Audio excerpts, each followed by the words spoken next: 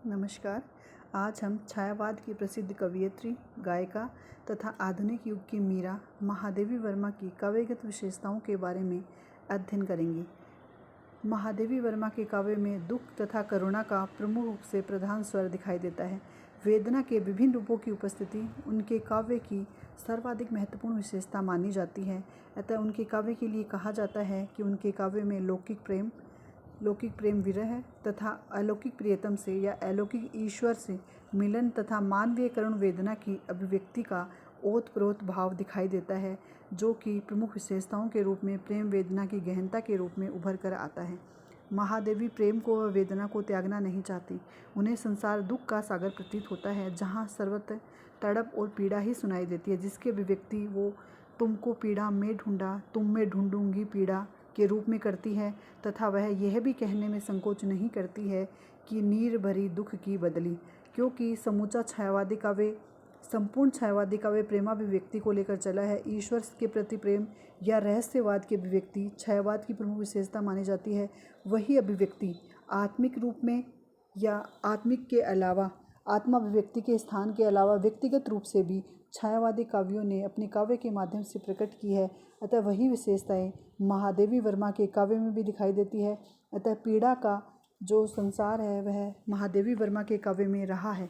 महादेवी वर्मा की यह पीड़ा या वेदना नितांत वैयक्तिक भी नहीं है। स्वयं उन्होंने अपने जीवन में दुख और अभाव की बात से इनकार किया है।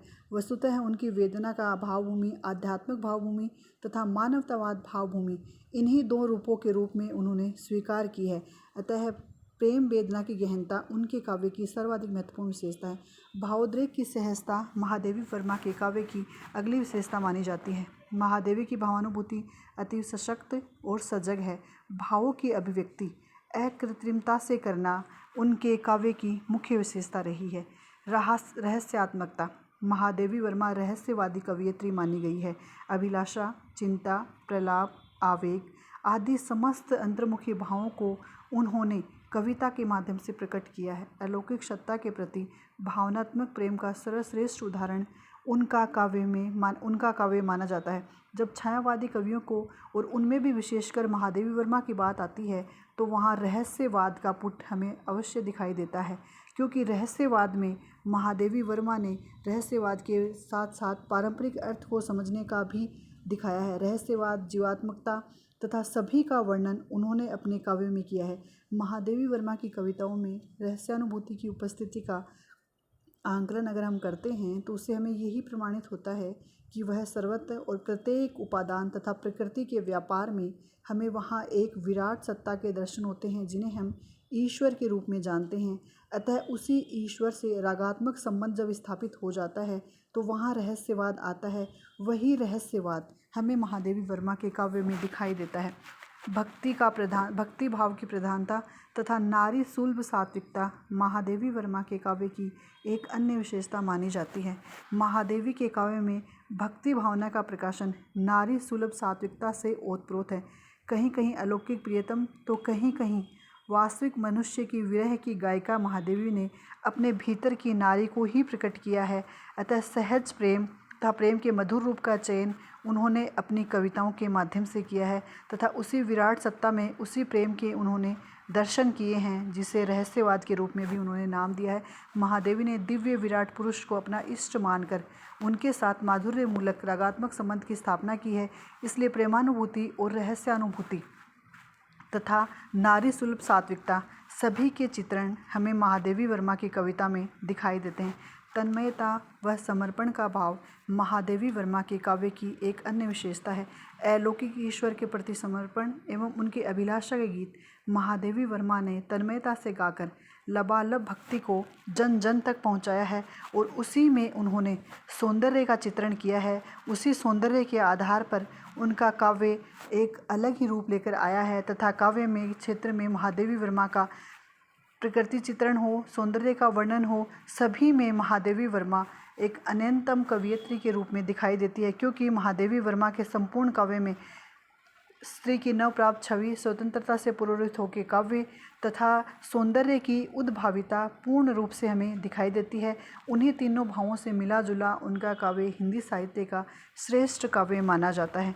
प्रकृति की कल्पना, प्रकृति वर्णन में इन्होंने कल्पनाशीलता को अत्यधिक महत्व दिया है।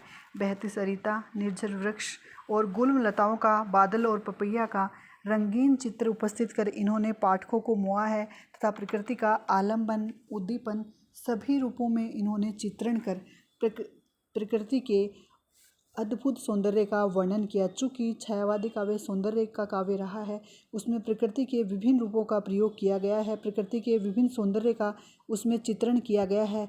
अतः वह प्रकृति के सौंदर्य का चित्रण महादेवी वर्मा के काव्य में भी पूर्ण रूप से हुआ है, क्योंकि प्रकृति के प्रत्येक उपकरण, प्रत्येक रूप में उस दिव्य पुरुष के दर्शन करना या उस प्रकृति का कोई भी रूप प्रकट करना महादेवी वर्मा ने पूर्णता के साथ प्रस्तुत किया है अपनी कविताओं के माध्यम से। आंधी, तूफान, बादल, समुद्र आदि कुछ ऐसे विषय हैं जो उनकी कविता को अनायास ही श्रेष्ठ बनाते हैं तथा उनकी कविता को और अधिक उत्कृष्ट श्रेणी का बनाने में अपनी महत्वपूर्ण भूमिका निभाते हैं। कला पक्ष की विशेषताओं के अंतर्गत हम अध्ययन करें तो महादेवी वर्मा के काव्य में मात्रिक छंद का प्रयोग हुआ है। लय, यति, गति आदि का सुंदर संगम दिखाई देता है। इसी कारण महादेवी वर्मा का काव्य गेय काव्य माना जाता है। यह महादेवी का काव्य गीतात्मक काव्य माना गया है। भाषा सर्वांग शुद्ध, खड़ी, यह साहित्यिक हिंदी भाषा मानी जाती है। लाक्षणिकता, संगीतात्मकता, नारी औचित्य वक्रता, अलंकारों का स्वाभाविक वर्णन इनके काव्य की कला पक्ष की मुख्य विशेषता मानी जाती है। इसके अतिरिक्त महादेवी वर्मा ने विभिन्न प्रतीकों का भी प्रयोग किया है, जो प्रतीक आत्मिक प्रतीक तथा आत्मिक सौंदर्य बोध को स्पष्ट प्रकट करते हैं तथा दार्शनिक दृष्टिकोण की अभिव्यक्ति भी उनके काव्य में उनके प्रतीकों के माध्यम से होती है। अतः उन्होंने प्रकृति के विभिन्न उपकरणों के माध्यम से महादेवी ने विविध मनोभावों, राग विराग आदि को पूर्ण अभिव्यक्ति दी है। प्रकृति में वह उस विराट सत्ता के दर्शनों को अनुभूत करती है। अतः आध्यात्मिक प्रतीक, साधनात्मक प्रतीक, परंपरागत प्रतीक, सौंदर्यप्रद प्रतीक, वेदना प्रधान प्रतीक, भावनात्मक प्रतीक आदि कई सारे प्रतीकों का उन्होंने अपनी कविताओं में समावेश किया है या प्रयुक्त किया है। माधुर्य गुण युक्त चित्रात्मकता का प्रधान उनकी कविता की मुख्य विशेषता देखी जा सकती है। अतः निष्कर्ष रूप में कहा जा सकता है कि आध्यात्मिकता, रहस्यात्मकता, भाषा की सजीवता सभी कुछ भावपूर्ण एवं गेय काव्य की गरिमा से युक्त है। अतः महादेवी साधिका है तथा मीरा की भांति आराधिका है। पल भर भी दोनों का काव्य माधुर्य से विमुख नहीं होता।